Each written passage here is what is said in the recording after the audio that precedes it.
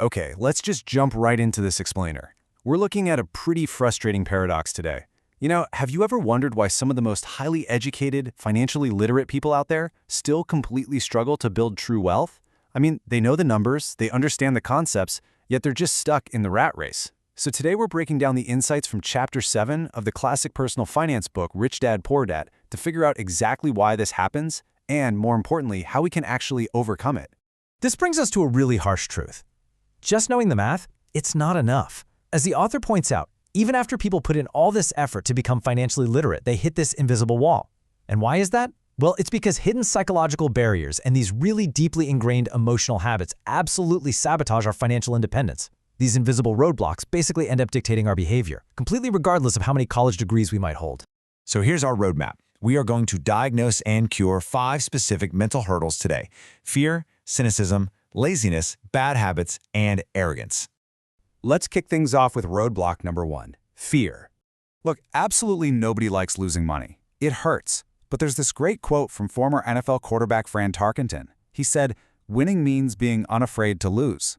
And the thing is, for the vast majority of people, the pain of losing money is unfortunately way greater than the joy of actually being rich. So what do? They play it safe. They might buy the big houses, the flashy cars, but they totally avoid big investments because they're terrified of making a mistake. They're playing not to lose instead of playing to win. They dream of wealth, sure, but they never get there because that fear just completely paralyzes them. To counter this fear, the author brings up the Texas attitude toward failure. That famous battle cry, "Remember the Alamo." Now, the Alamo was a massive, tragic military defeat. Those soldiers knew there was zero hope of success, but they fought anyway and they lost. But think about how Texans handled that huge failure. They didn't just bury it, they used it as a rallying cry. They turned it into this incredibly inspiring tourist destination that makes millions. It's like winners take their failures and turn them into pure inspiration. For a winner, losing actually inspires them to get better and smarter. But for losers, losing just defeats them. Roadblock number 2, cynicism.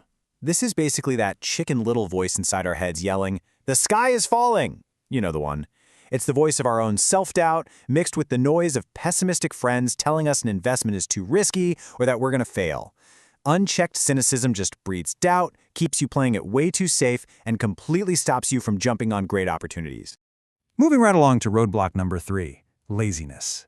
Now you might be thinking, hey, I work 50 hours a week, I'm definitely not lazy. But here's the catch.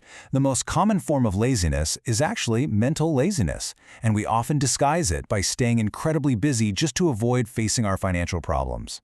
Just pay attention to how we talk to ourselves. Saying, "I can't afford it," literally shuts down your brain. The author argues that this is basically a lie that lets your lazy mind totally off the hook. On the flip side, asking, "How can I afford it?" that changes everything. It opens up possibilities, it forces your mind to wake up, go to work, and figure out a real solution. It exercises those mental muscles and cures that hidden financial laziness by replacing all that despondency with actual excitement and dreams. Which brings us to roadblock number 4, bad habits. Our lives are a reflection of our daily habits way more than our formal education. And when it comes to wealth, the daily habit of how we pay our bills really controls our behavior. While poor and middle-class folks have this bad habit of paying everyone else first, take a look at the cash flow pattern of people who choose to pay themselves first. If you trace the flow here, you'll see income goes directly into the asset column, straight into savings and investments, before paying taxes, rent, or food. Now you're probably thinking, okay, but what if I come up short on my bills? Well, the author argues that by paying yourself first, you intentionally create financial pressure. Because if you don't pay your creditors, they're going to scream a lot louder than you would, right? And that pressure, it serves as incredible motivation. It forces your financial genius to kick in, makes you hustle, and pushes you to seek out brand new forms of income. You literally get financially and mentally stronger by making yourself the absolute first priority. And finally, roadblock number 5, arrogance. The author's mentor had this really profound rule. What I know makes me money. What I don't know loses me money. So we really need to redefine what arrogance actually is here. It's not just about having too much pride. Arrogance is a mask used to hide one's own ignorance. Think about it as ego plus ignorance. It's this toxic combination where people try to, bluster their way through financial discussions rather than just humbly admitting what they don't know. And in the world of money and investing, what you don't know is exactly where you're going to lose your shirt. To cure this, we just have to drop the ego.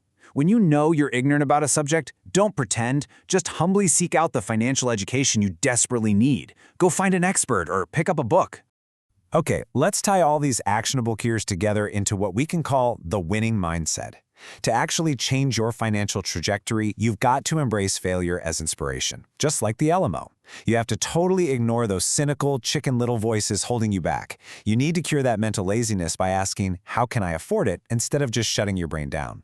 You absolutely must adopt the habit of paying yourself first to build up that asset column, using that pressure as your motivation.